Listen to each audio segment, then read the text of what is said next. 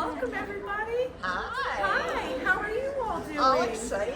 Oh, we're excited you're here. Let me tell you, this is very nice. We're seeing a lot of new faces and old friends, so this is a great group. We're so glad you're here with us this evening.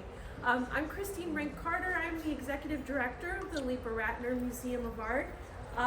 We have such an exciting evening with beloved artist Suzanne Benton, which obviously you all know her. Yeah. Suzanne and I originally met in 2020 when I curated an exhibition of women printmakers, and Suzanne was like, I need to be a part of this, and we've been trying to work out a way to get her in the museum ever since then. So fast forward to 2024, we're finally glad to have Suzanne join us here as we celebrate Women's History Month this month. And actually, I guess tomorrow is International Day of the Woman. Yes. We wanted to do this tomorrow, but we are involved in the Tarpon Springs Fine Arts Festival this weekend, so we'll be busy setting up tomorrow. If you guys have a chance, please do come back and visit the Arts Festival. The museum will be open as well. The Arts Festival is near Craig Park, just a couple miles down the road. Before we begin, I just want to say a couple of words. We are recording this, so hopefully you're okay with this being recorded. No naughty words or anything like that. The performance will be about 50 minutes. It will be opened up afterwards for a Q&A with the artist. And then before we begin, I'd love to introduce our wonderful curator, Sarah Felice, who will give you a little bit of a background on Suzanne Benton. So, welcome, Sarah. I'm also the tech guru tonight. So excuse me if you see me darting around a little bit. I don't have this memorized, and you're going to see why in a minute. Suzanne Benton is a native New Yorker like myself, who has shared her many faceted art for over 30 years and in 34 countries. Exhibiting widely, she has over 150 solo shows and representation in museums and private collections worldwide. She's a highly recognized metal mask maker and mask performance artist, printmaker, painter, lecturer, and workshop leader. She's a feminist pioneer based in the States. Her venues stretch from New York City to villages in remote parts of Africa, India, and Nepal, and the philosophy and education portals from Calcutta to Cambridge. A former Fulbright scholar in India and the recipient of many grants and artist residencies, including many postings by the cultural arm of U.S. embassies, she's traveled worldwide since 1976, sharing her work, you ready for it, in Bali, Bangladesh, Bosnia, Bulgaria, Canada, China, Denmark, Egypt, England, Germany, Greece, Holland, India, Ireland, Israel, Italy, Japan, Kenya, Korea, Morocco, Nepal, Nigeria, Pakistan, Spain, Switzerland, Tanzania, Tunisia, Turkey, and Yugoslavia.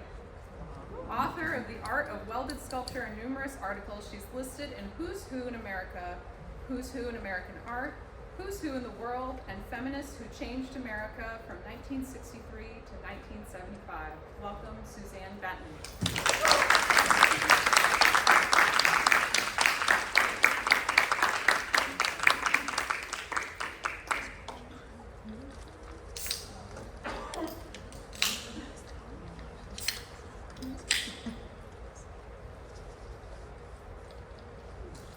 So good to see my pals.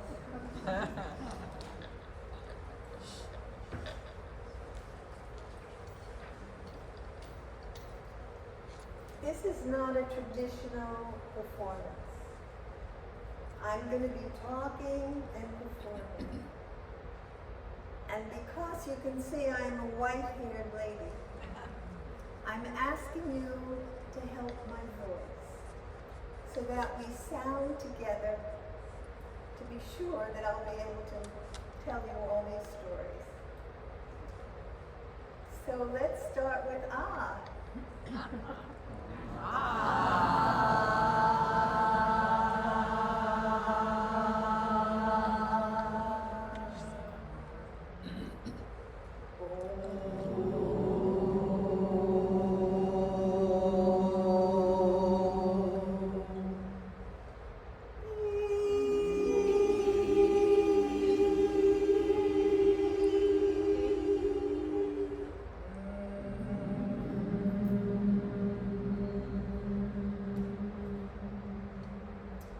So you've heard all these countries where I have been.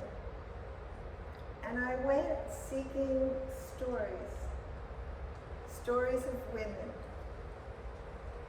So I would make masks while I was there, wanting to draw on the very rich cultures of the world that have the most amazing histories. But I wanted the stories of women. And sometimes I got very sweet ones.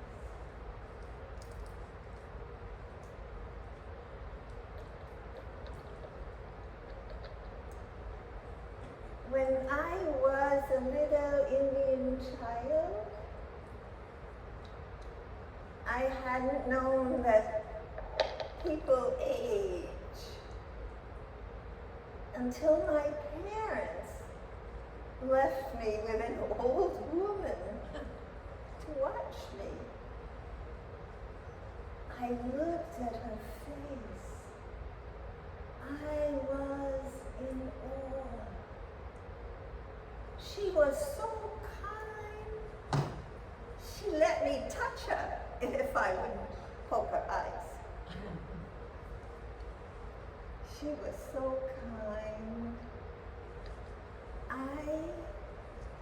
I was in awe. She knew that she taught me that people age.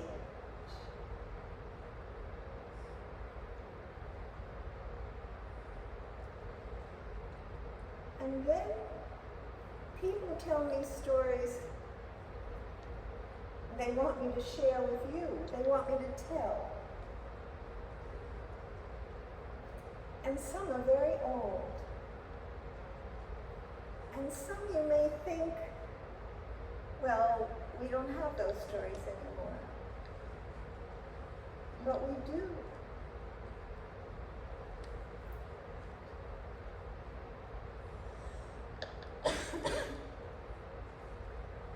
A Bengali bride.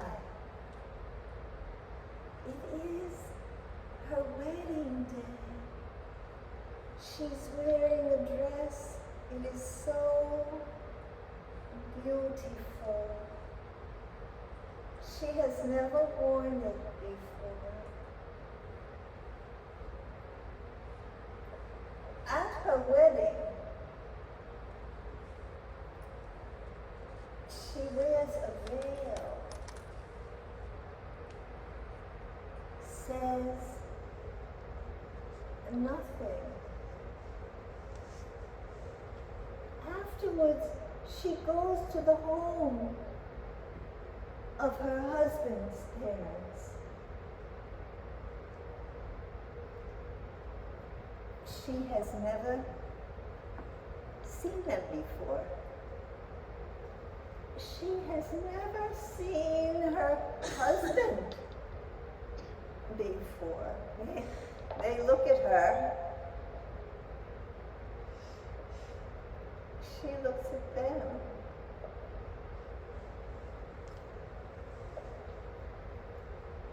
She folds up the dress and puts it in a box. It will not be worn again until her daughter marries.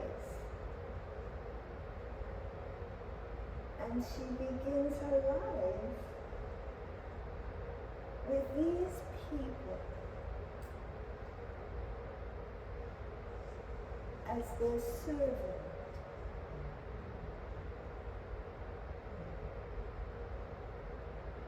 As their servant.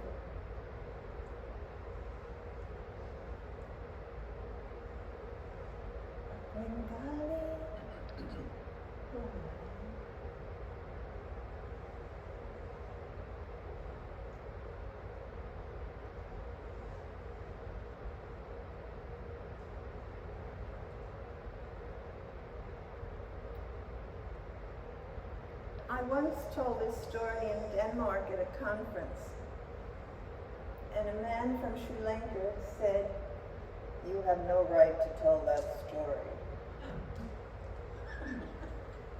And I said, "The Bengali bride has no voice. I have a voice. When she speaks, I will listen. In the meantime, I will tell the story that was given to me to tell." Well, they're no longer 3 years old, or 8 years old, or 12 years old.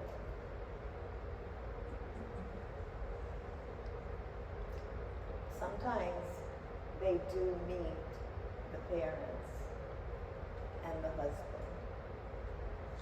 But when I told this story in Nepal, for women from 25 villages who were being trained as ombudsmen, and I was told to tell this story and say it was given to me in Bombay. And I don't know if it's relevant. And we spent 3 days on mother-in-law stories. So things are better. We still have things to work on, don't we? But then there's history. I mean, this is an old story, obviously. But then there's the Mahabharata that started in 400 BC. And maybe this story comes from that time or up to 200 CE. It took a long time to write the Mahabharata, which of course started in the oral tradition. It's the oldest Indian epic. And this is the story. Chitrangada is a princess, brought up to be a prince. She can hunt and fight. In the woods with her sisters, who should come by but Arjun, the great prince of the era? Her heart pounds, knowing that who comes into her woods must challenge her, ready to die the death of a warrior. Arjun does not know that women can be princes. He sees only a child and says, "I do not challenge children." Chitrangada is angry. "I must overcome this man." And she dresses in the garb of a woman and awaits his return.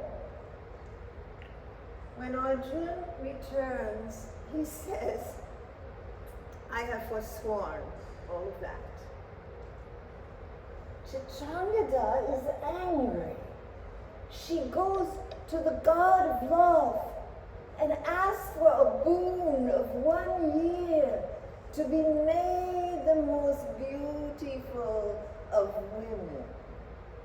And the god shoots 5 arrows of passion into Chitrangada, and she becomes a woman of beauty. And when Arjun returns, he wants her. He woos her. "Who are you?" she asks. "I am a great prince. My father is a great king. I can hunt and Fight. Is that all you are? No, I am a man of feeling, and I want you to accept me." This love is but a dewdrop. Why do you tell me that? I am not interested in lasting relationships. And without asking who she is, and without her telling, they go into the woods and have their idyllic love. But soon, Chitrangada becomes restless. As a woman of beauty, she has no power with her people. And Arjuna is restless. Where is the hunt? The fight.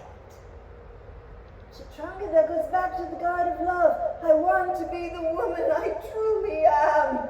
And the god says, be patient. Meanwhile, the people come calling, Chitrangada, Chitrangada.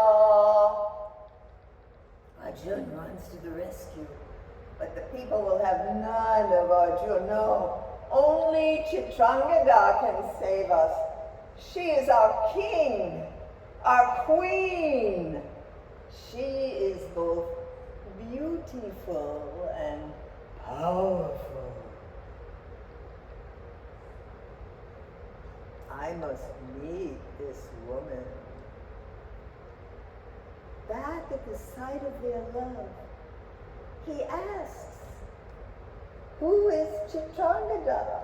And Chitrangada becomes jealous of herself. She says, Chitrangada is ugly. She has scars on her arms. She is not beautiful as I am. I have heard she is both beautiful and powerful. I must meet this woman. Chitrangada runs to the god of love, who says, in the morning you will be returned to your true person. Throughout the night, he asks, how will I know this woman? She is both beautiful and powerful. How will I know this woman? She walks on the right side of a man in power and on the left in love. How will I know this woman? She is neither beneath nor above him. At which point the sun did rise, and Arjuna realized Chitrangada was his idyllic love. On the right side in power, on the left in love, neither beneath nor above him, Chitrangada.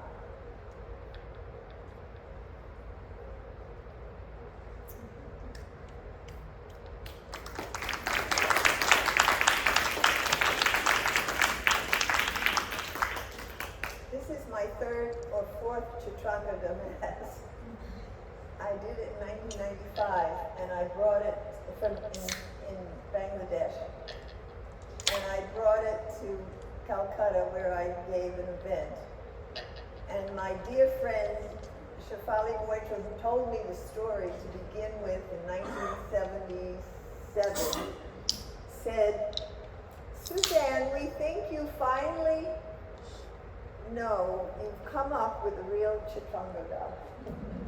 So that was 20 years.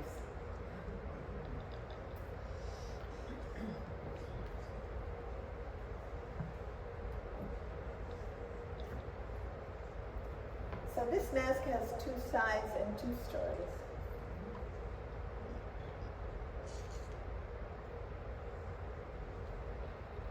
I was an Israeli child, my grandfather sat me on his knee and pinched my finger.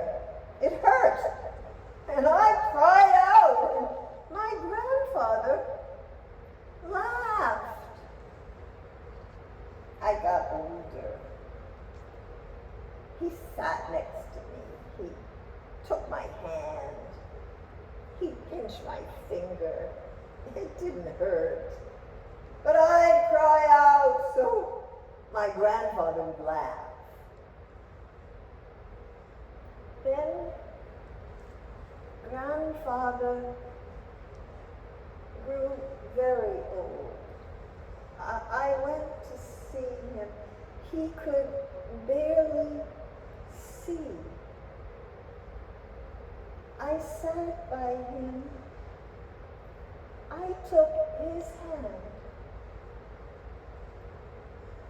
He pinched my finger. I could hardly feel it. Still, I cried out, and my grandfather laughed.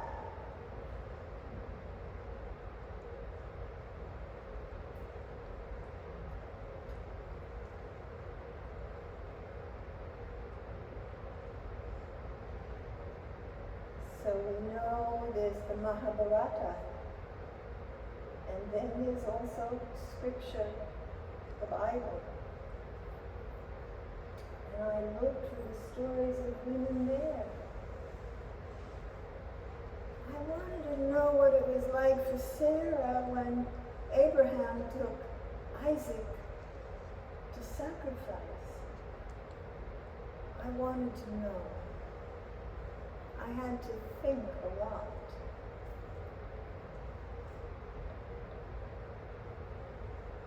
Do you remember the story of Job? Job lost his wealth. His children died. He cried out to God, Why me? Job had a wife. Her name was Job's wife. She became poor. Her children died. She went to the market to cut her hair for bread. The people in the market said, Job's wife is to blame For Job's fate.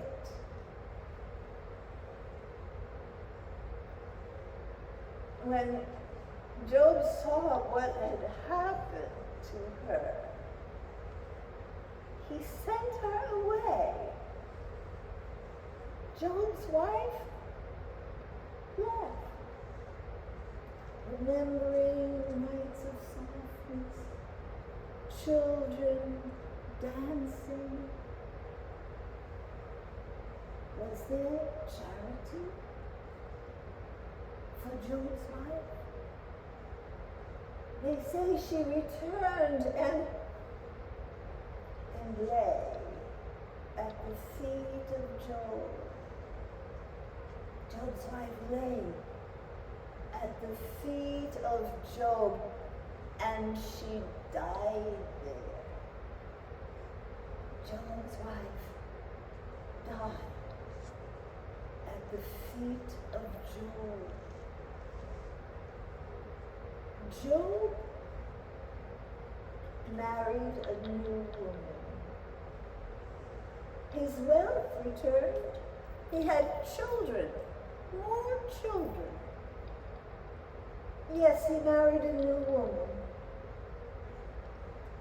Her name was Job's wife.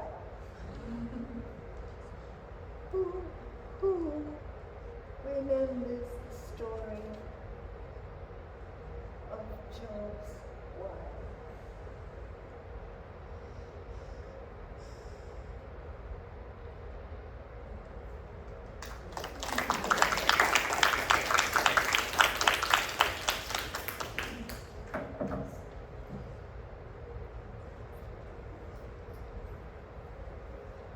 This is the oldest mask I've brought here.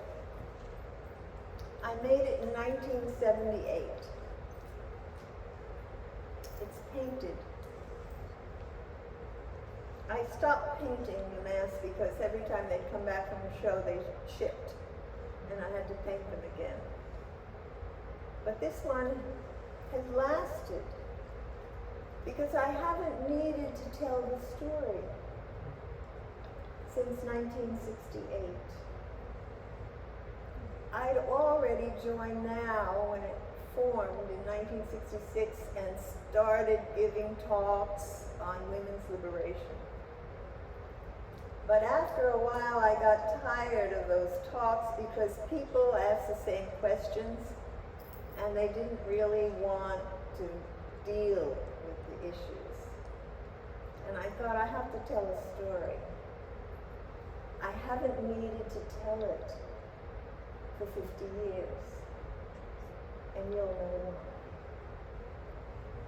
It's a personal story. It's a story that's haunted me.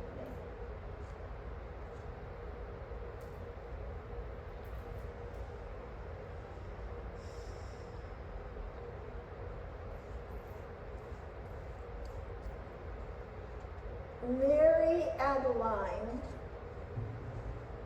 was a child of the 40s. World War II was raging. Children like me in a different country wouldn't have been safe. Mary Adeline and I were safe, playing in our school New York City playground behind a steel fence. She was a beautiful child. She had dark hair and blue eyes, a snub nose, and a heart-shaped mouth. We were the same size. She was the first child to befriend me in the first grade. One day in the first grade, a beautiful woman came to class with a handsome sailor, and Mary Adeline was called out for the rest of the day. One of the children told me, that woman is Mary Adeline's mother. She doesn't live with her mother.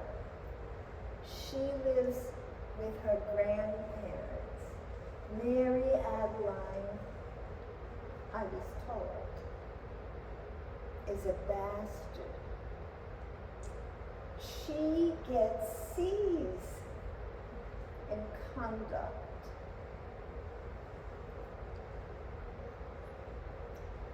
One day, she brought me home from school.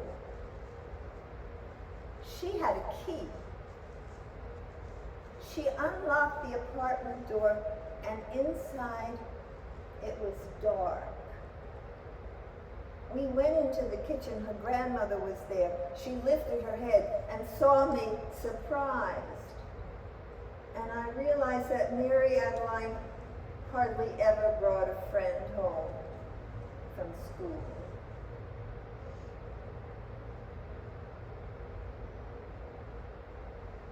One day, she asked me to go with her to the candy store. She wanted to buy a Life magazine. She had money. She wanted to buy a Life magazine because inside there were pictures of a baby being born. We were amazed.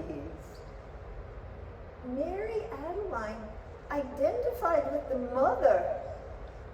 I identified with the baby.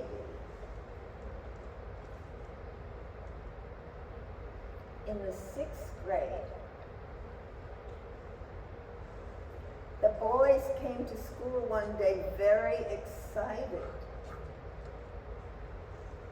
The night before, Mary Adeline was in an empty lot and she let the boys touch her breasts. I was horrified. In the 7th grade, Mary Adeline had a boyfriend. His name was Joseph. He didn't go to school. He was a soldier.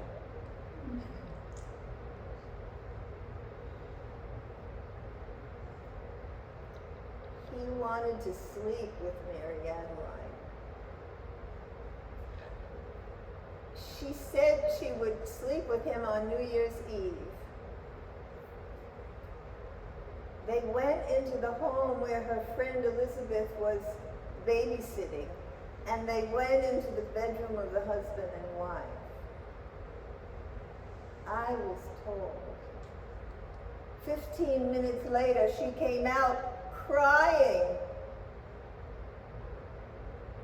She didn't know that virgins bleed. I didn't see her again. In high school, we were in different grades. She was smart, but she was in a lower class. But in the 9th grade, we had gym together. Her locker was 2 doors down from mine. And one day I saw that her face was black and blue. I was told her grandfather had beaten her up because she was pregnant. Her grandmother brought her to see the priest.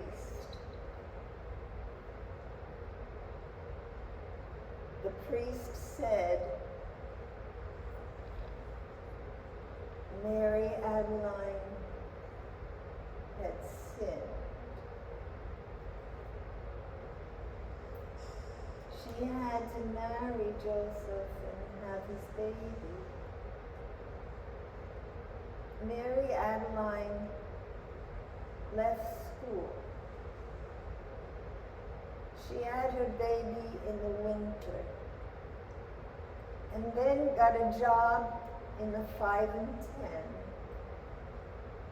A bunch of us went to see her. It was winter. We had hats that went over our ears and boots.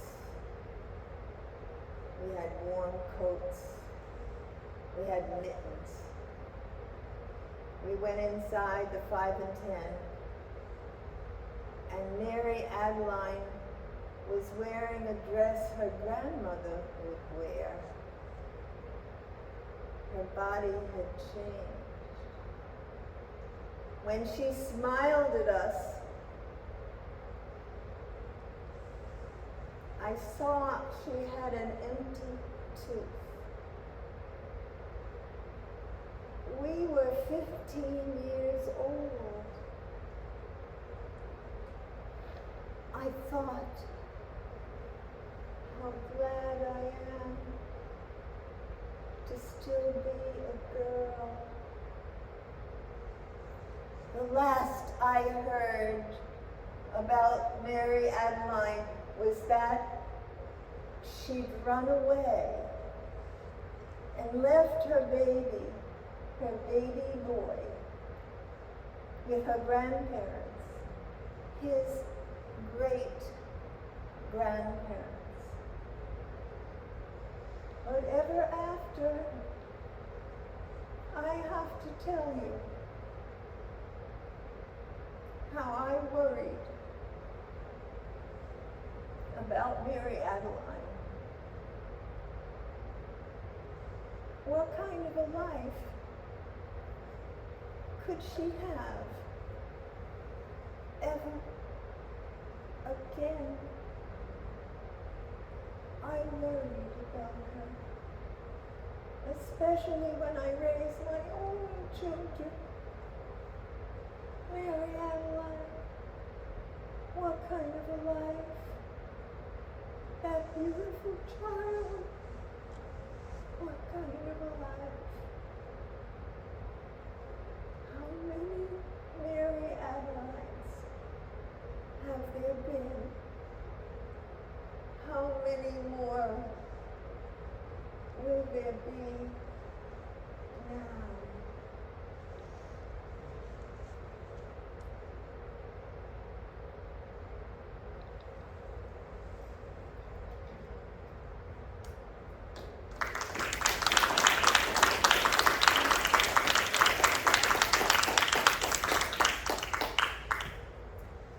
So before I went around the world in 1976, I used this mask for a different story. I told the story of Devorah and Yael at La Mama in New York City. And when I got to Korea in 1976 and performed my Sarah and Hagar story, they wanted another story. And I thought, oh, I better make another Devorah and Yael mask. But this didn't come out very biblical. And I was told the story, also history, real true story, although there are many versions, that I'd like to share with you, because I went around the world looking for powerful stories of women. I hardly found them in the 70s. I know there are many more now, but I hardly found them. But I chose to take this one.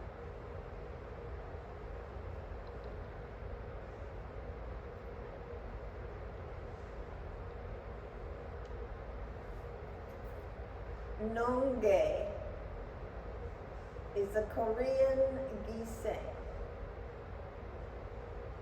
She entertains men in the 16th century. A woman of great charm and grace. Korea is a land that has been conquered many times. In times of war, it is the women who are the prize. The Japanese come to Jeonju, land of Nonghae, and conquer all of Korea. The Japanese general asks for Nonghae.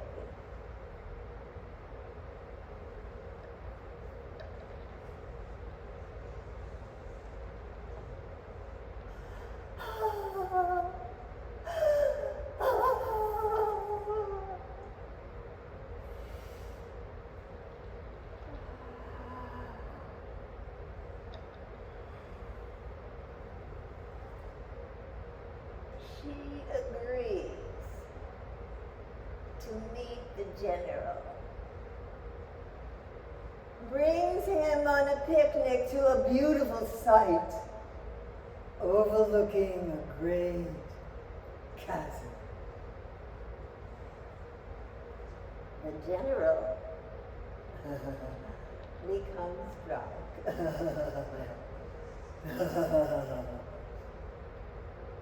Nonghae brings him to see the view. On her fingers there are great rings. She wraps her arms around the general and locks locks her hands behind him. And Nonge and the general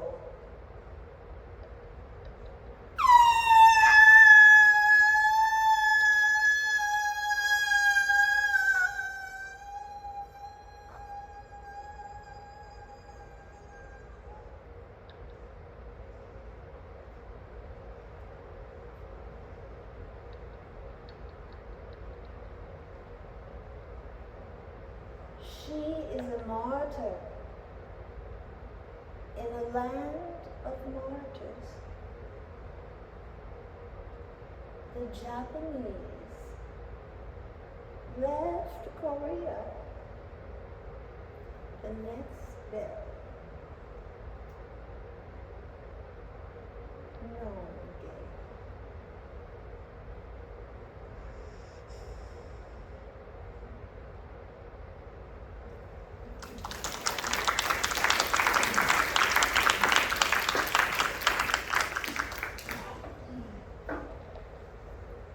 Oh, I forgot to take my watch off.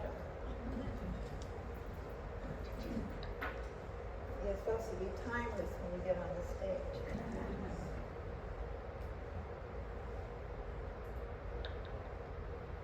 So here we have a Greek myth. I've been to Greece many times and made lots of masks there, but it took a long time to be ready to tell them a Greek tale.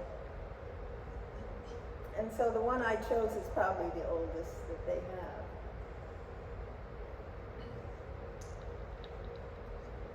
I am the initiate. When I tell my tale, you will be initiate too.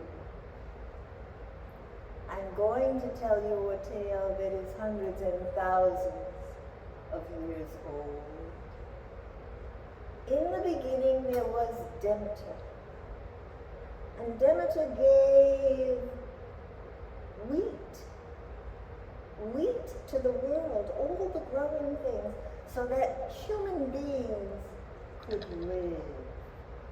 She who had given so much to the world gave to herself a child. Persephone, Persephone. She who had given so much gave more for Persephone. Every day new foods for her to taste, downy bushes for her rest, trees to shelter her from the sun. Every day a new field for her to play. She was a joy and a beauty. She grew from a little child to a young woman. One day, in a field her mother had prepared for her, she realized she had become a woman. Just then, she saw a flower she had never seen before, a tall, stocky thing with little flowers all around, little white flowers. And she bent to pluck it. When she bent to pluck that flower, Hades had been tracking her.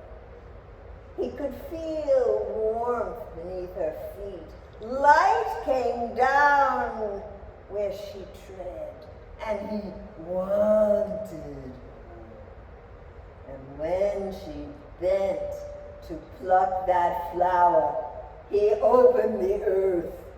He opened the earth and he pulled her down.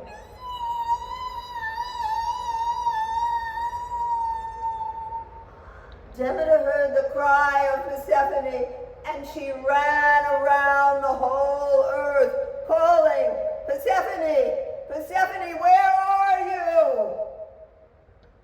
None would tell. Finally, the crone said, Persephone, has been taken down. Demeter came down from Mount Olympus. She sat on the stone at Eleusis. She looked all around at the mountains, at the fields, looking, waiting for Persephone.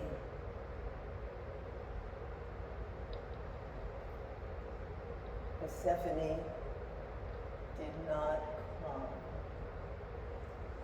Demeter said,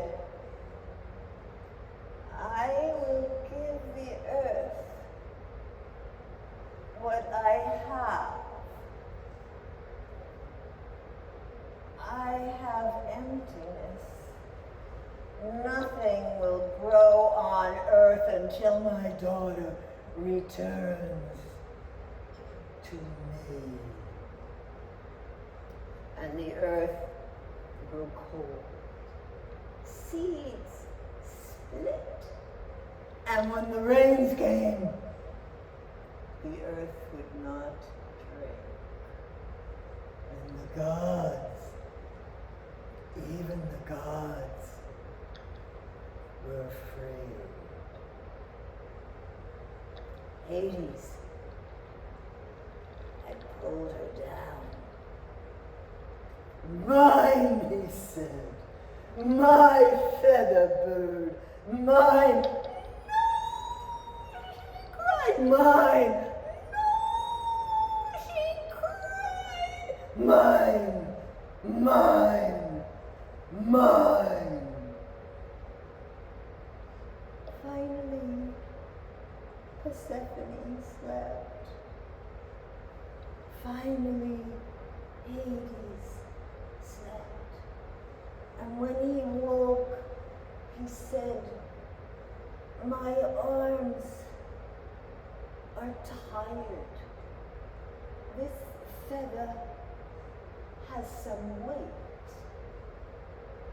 I will make her queen of the underworld.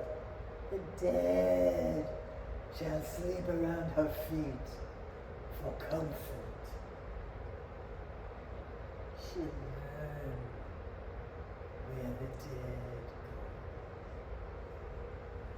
go. When Persephone woke, she said, this is a dark dream. When I open my eyes, I will be in a field of strawberries. My mother will not permit this.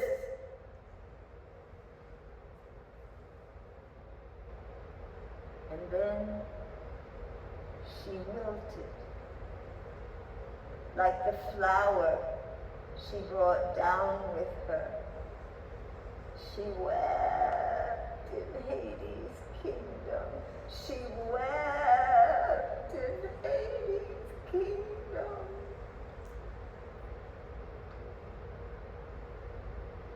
And she ate nothing. Zeus,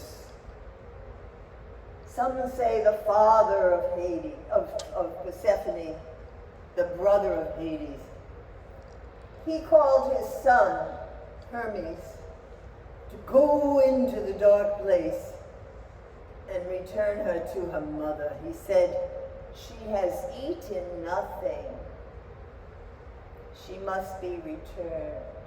And Hermes goes into the dark place, and Hades knows he must obey. And Persephone, once freed, she knows the way, but first Hades says to her, take these seeds for your journey. Seeds, my mother, seeds, some purpose, some memory, seeds. And she ate them. She ate them. She comes out into sunlight. and sees her mother sitting on the great stone. But Demeter's eyes are closed. She does not see Persephone. Persephone sees that her mother has grown old.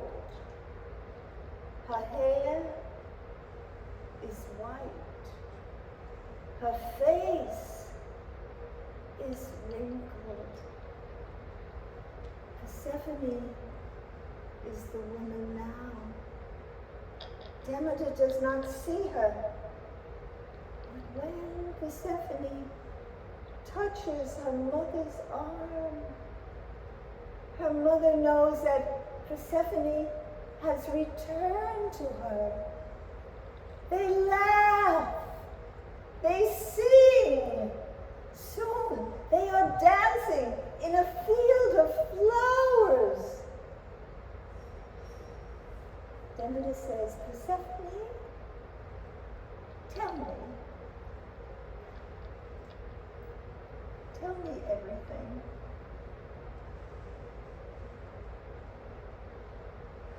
Persephone tells, but not everything. She remembers the darkness. She tells of the seeds. And when Demeter realized that she had eaten in Hades' kingdom, she knows that every year Persephone will be drawn down and there will be winter of darkness, winter of sorrow.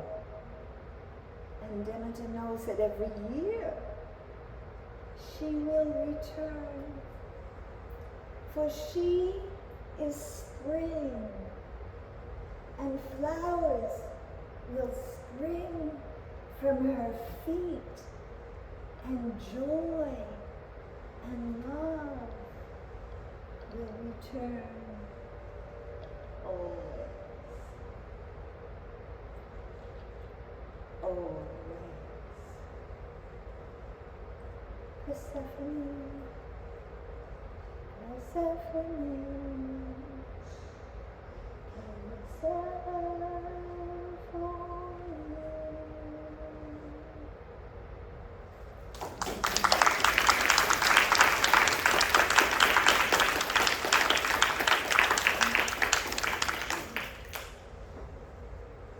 And that's my tale. So if you have any comments or questions, I'm happy to answer or listen.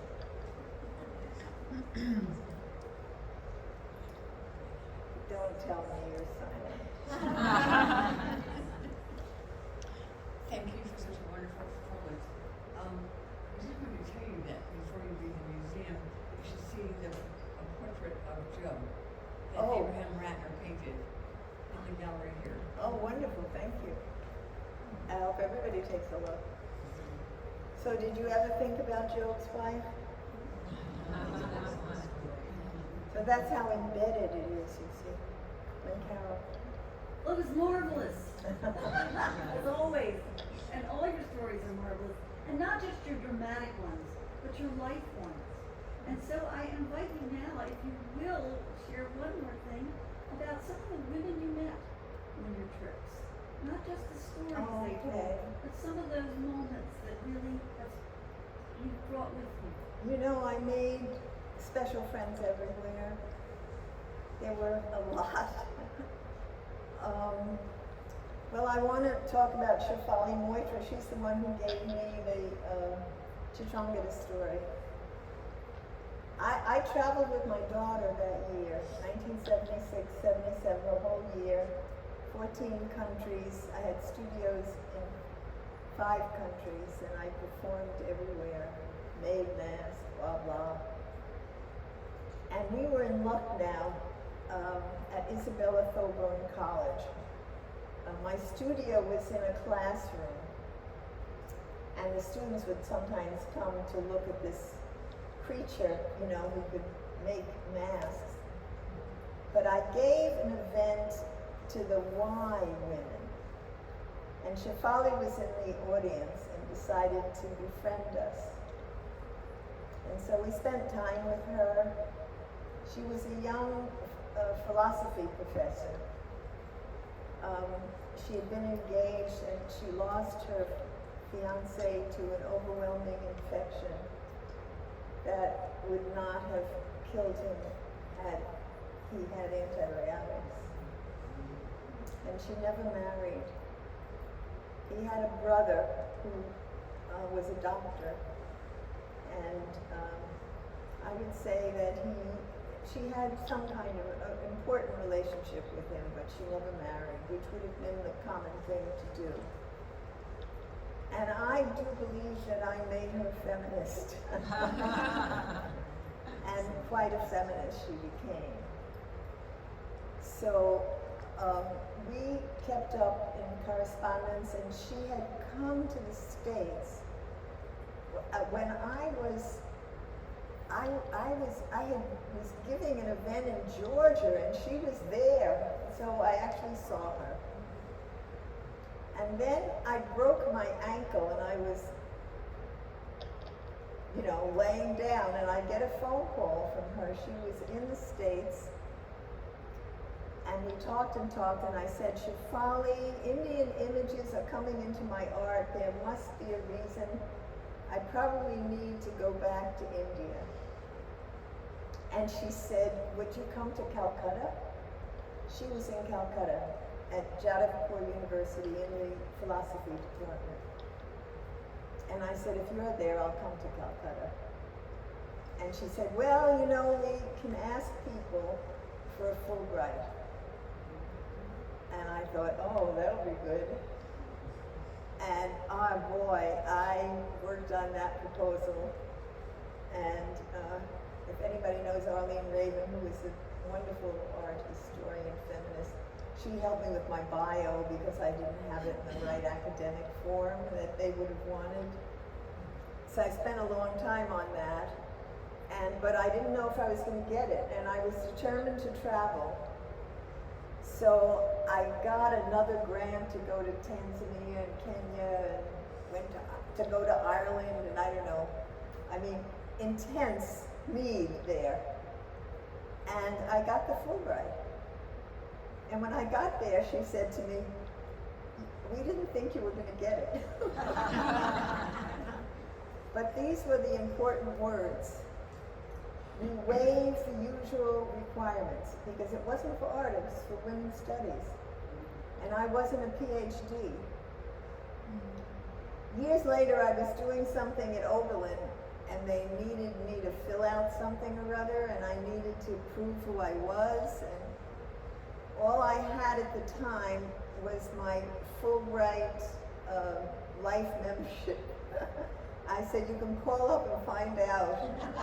And so they called up to find out that I was a real person. I wasn't an alien, you know, who wasn't a citizen. And she called me Dr. Benton. So that was the first time and only time I've been called Dr. Benton. Anyway, Shefali and I have been friends since 1976. So when I went back, of course, to the Fulbright, I was in Calcutta, and we spent a lot of time together, and I met all of her friends, and we are still in touch. I think sometimes when I do my morning yoga or whatever, and I go down into the other side of the earth, I say hello to her. And then she sends me an email. So because of her, I met Hasna Begum, who also became a very good friend. She was the head of the philosophy department in Dhaka University. And because I met her, Hasna arranged for me to come to Bangladesh to work with the sculpture department at the University of Dhaka, which I did in 1995 and 2011. So every time, of course, I come back to India, I not only see Shefali, I see my family in Mumbai. It was Bombay at the time. 10 days before I went on the trip around the world, I got a phone call from Iqbal Nathani. I had written him, you know, in the 70s. It took 3 weeks to get there. I was told 3 weeks for them to consider answering, and 3 weeks before you get the answer. I found out about Iqbal because a student who came to pick up work for a show told me he had won a prize from the Scrap Metal Association. He said it's international, and I was looking for, more contacts. And he gave me the name of the man in Hartford who was the head of whatever. And I kept calling, he didn't answer.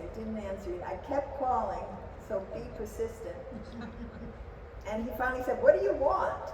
I said, I want a list of these people around the world so I can reach out to them. And I did. Someone in Turkey who would have let me go, but they were having political things, I couldn't go. But in India, it was Iqbal. And he was in New York 10 days before we went around the world. This lovely man, 10 years younger than me, I think the first Chitrangada looked like him.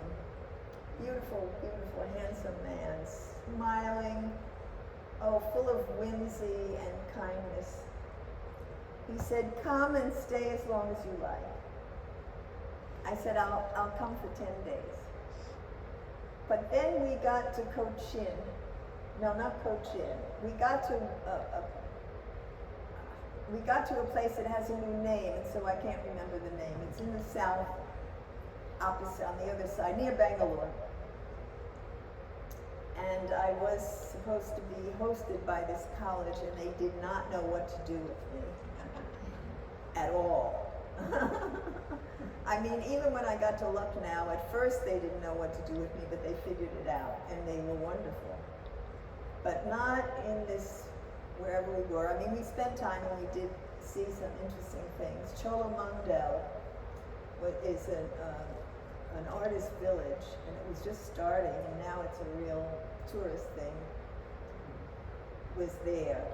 And they put us in a room with mosquito nets. And one night, my daughter's arm came out of the mosquito net, and she had 20 bites. And they have malaria there. So I knew I had to leave. And I sent Iqbal a telegram. "Can we stay a month?" He said, "Come and stay as long as you like." So we stayed in a 3-generation family with, Saida, his wife, just sent me congratulations on performing today. So, their children have grown, and grandchildren, and, I've been there many times. They've always hosted me, and they used to come to New York. They don't do that anymore. So Hasna was a special friend. She was about my age, and she had daughters in the States. So she used to come and stay with me, and I got to see her many times, and of course when I was back. Sadly, she died of COVID. That was one of the shocks for me, because one by one, all my special friends, I'm still here. It's amazing.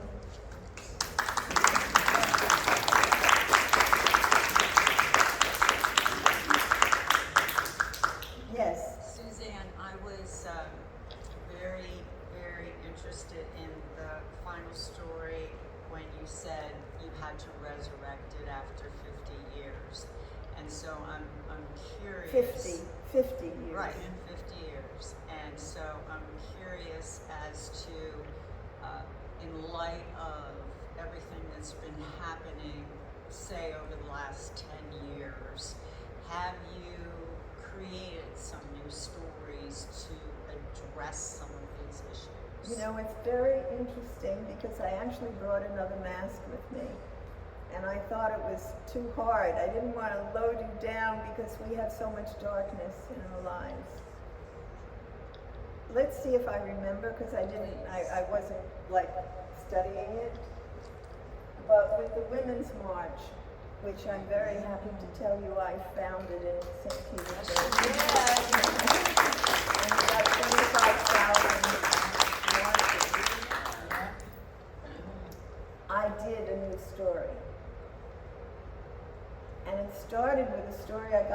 Bangladesh, and I never thought I would have to tell it in America. I think this is a sad enough mass that I can tell it with.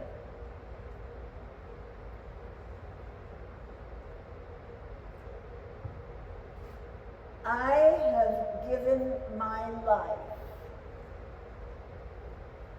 so that you can be free.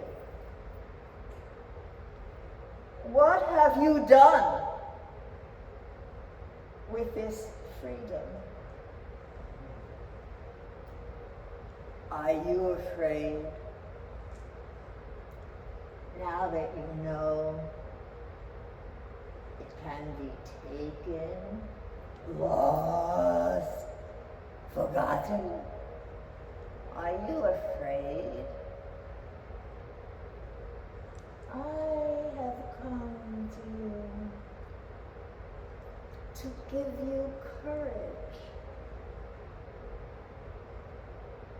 'Cause if you have a justice cause, you will find powers you didn't know you had. I am from the grave of martyrs. I have come to make you brave. Stand up. Speak your truth, and others will follow you. From the grave of martyrs, we will stand by you.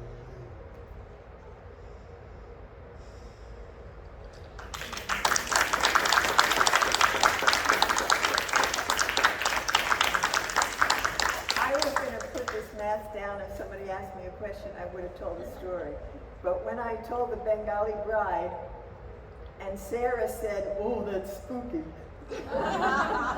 I thought I had to be more gentle. So thank you for asking.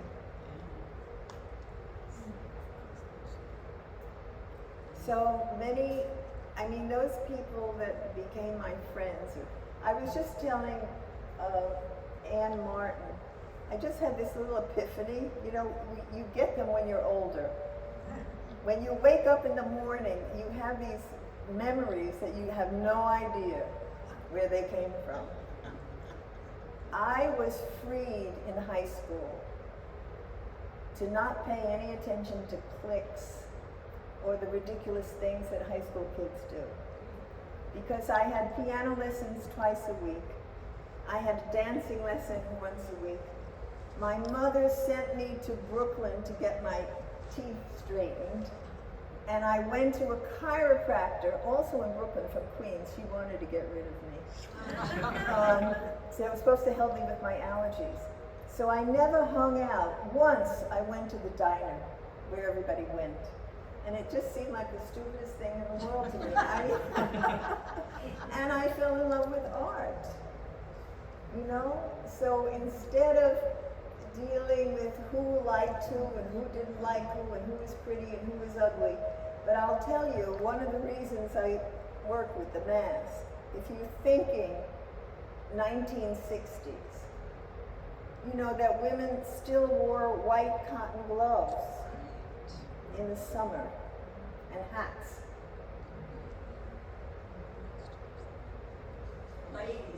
Ladies. Right. So, anyway, I think because I managed to skirt those hard things in high school, that probably took everybody else a lot of years to overcome.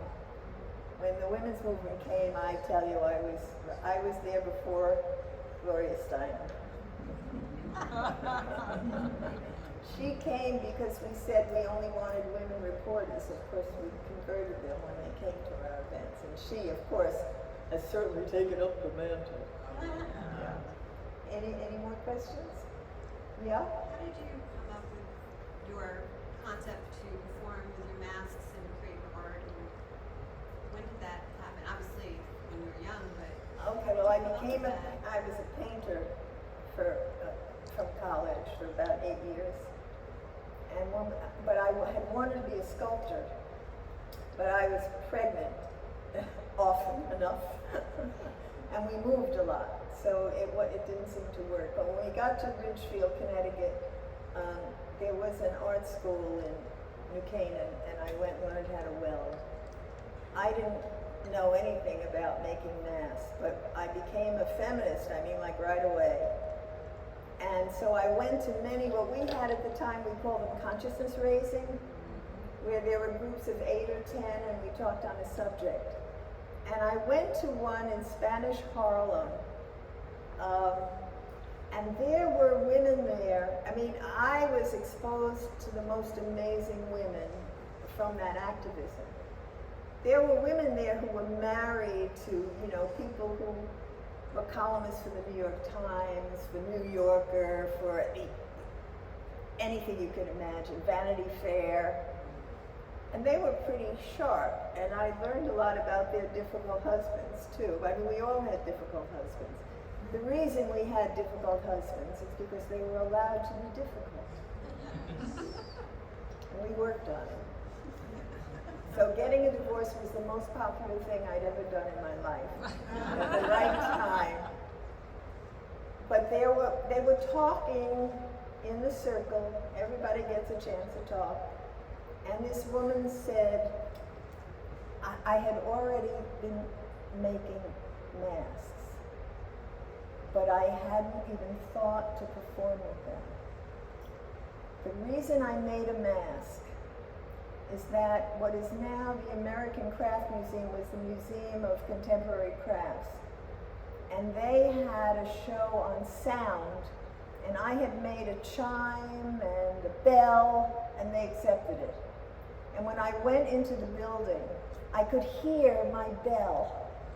And I loved the thought that somebody would hold something that I had made. So there was that. But one woman said, we have to re-examine the canon that so oppresses us, that so belittles us, that so ignores us. And so the first story I did outside of Mary Adeline was Sarah and Hagar. And then the next story I did was I coupled Adeline's real name was Adeline Curial. So she was Italian and Irish.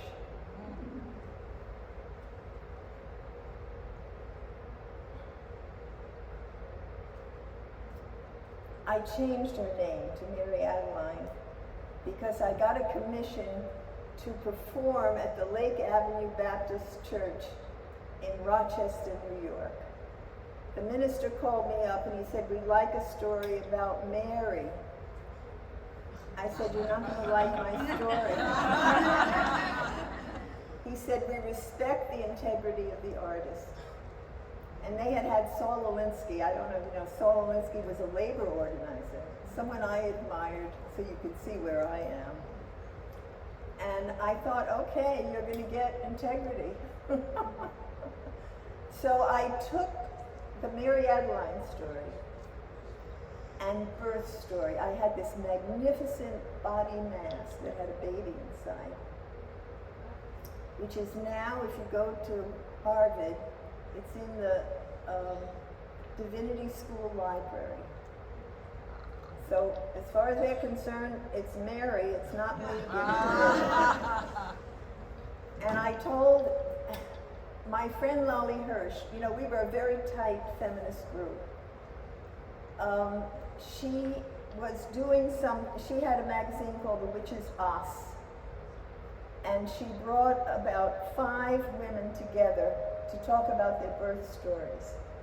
And I had had a very difficult birth with my first child, but I had no idea what other women had suffered. So after that day, I was very powerfully motivated to tell the story of my giving birth to my son, who, you know, it was a hard birth. And I don't know if you've had hard births, but think about your relationship with that child, because it had been checkered with my son for a really long time. And who knows what happened, forceps, and God knows what the hell they did. And the baby came out black and blue. His face was black and blue.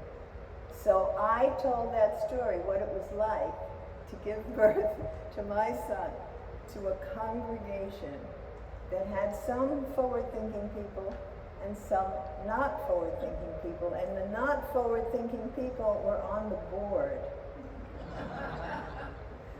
So the minister came up and said, "I'm sorry, I have to stop you." He said, "If I don't stop you, the chairman of the board is going to come up and stop you." So my last line was, "Nobody there knew. Giving birth is a celebration."